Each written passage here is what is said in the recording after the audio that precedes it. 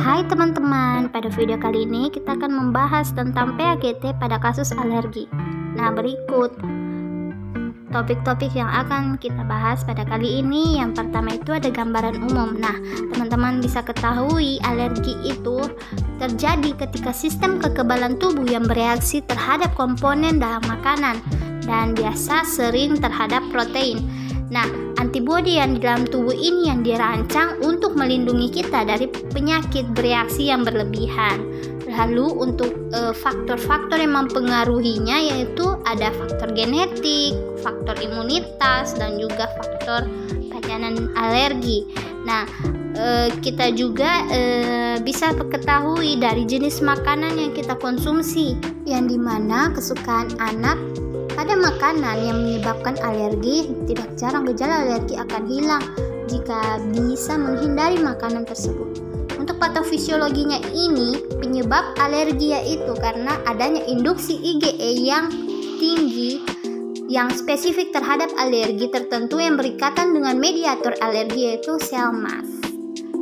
Nah, reaksi alergi ini dimulai dengan cross-linking 2 atau IgE yang tinggi. Berikut studi kasus yang ada di Indonesia yaitu pada anak umur 10 tahun dia masuk rumah sakit dengan keluhan ruam-ruam merah pada kulit, tidak mual, muntah, dan kembung. Namun diketahui pasien mengonsumsi kepiting 1 hari sebelum mengalami gejala. Nah, reaksi alergi ini yang dimana orang tuanya itu memiliki alergi terhadap debu dan seafood. Nah, pasien ini adalah anak yang aktif bermain sehingga karena asik bermain terkadang lupa dan malas untuk makan. Nah, pasien juga tidak menyukai sayuran.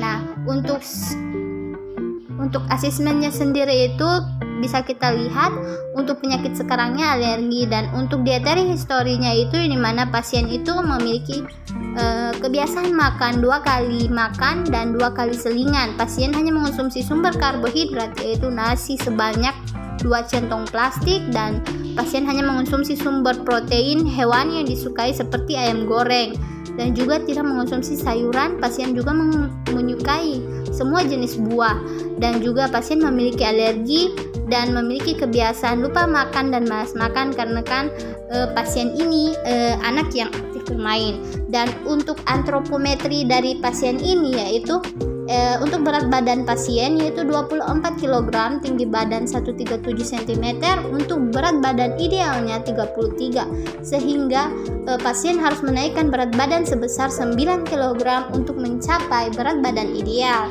Nah, untuk status gizinya berdasarkan CDC Gold Card itu berdasarkan berat badan per tinggi badan, pasien memiliki status gizi yang kurang dengan nilai 73%. Nah, selanjutnya berdasarkan hasil data biokimia itu didapatkan hasil IgE-nya itu berstatus tinggi, yang dimana hasil yang didapatkan yaitu 200 IU per mil, dan dimana rujukannya itu di atas 100 IU per mil aja. Lalu untuk berdasarkan hasil data klinis dan fisiknya itu untuk klinisnya sendiri tekanan darahnya itu normal, respirasi normal, dan nadi yang normal. Dan untuk pemeriksaan fisiknya yaitu dia hanya memiliki ruam-ruam merah pada kulit, dan untuk mual, muntah, dan kembung itu tidak ada.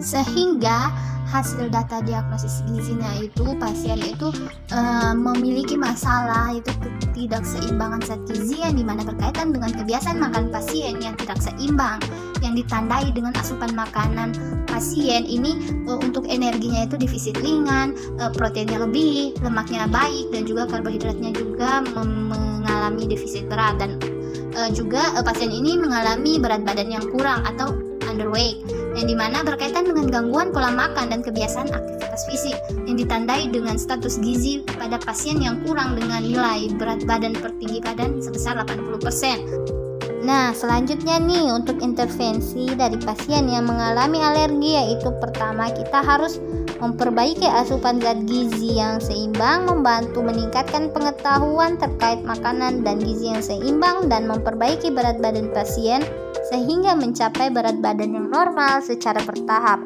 Adapun strateginya, yang pertama untuk memberikan pengetahuan dan edukasi terkait asupan makanan kepada pasien maupun keluarga pasien, lalu memberikan edukasi mengenai beragam makanan.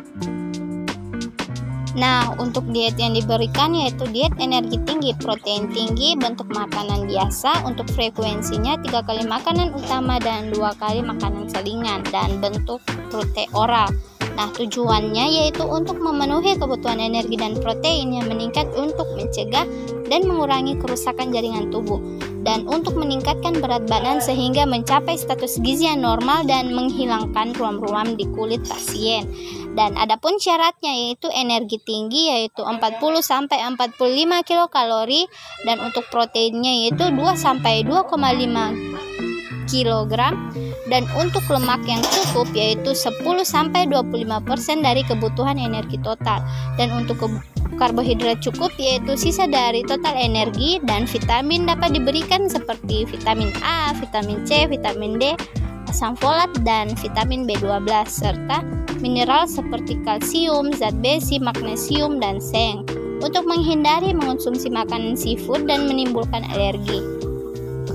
Dan juga pasien maupun keluarga pasien harus mengetahui makanan apa yang dianjurkan dan juga yang tidak dianjurkan. Dan sebaiknya untuk pasien tidak mengonsumsi seafood karena keluarga pasien juga sudah dari awal itu dia memiliki alergi pada seafood dan juga debu. Sekian, semoga bermanfaat. Wassalamualaikum warahmatullahi wabarakatuh.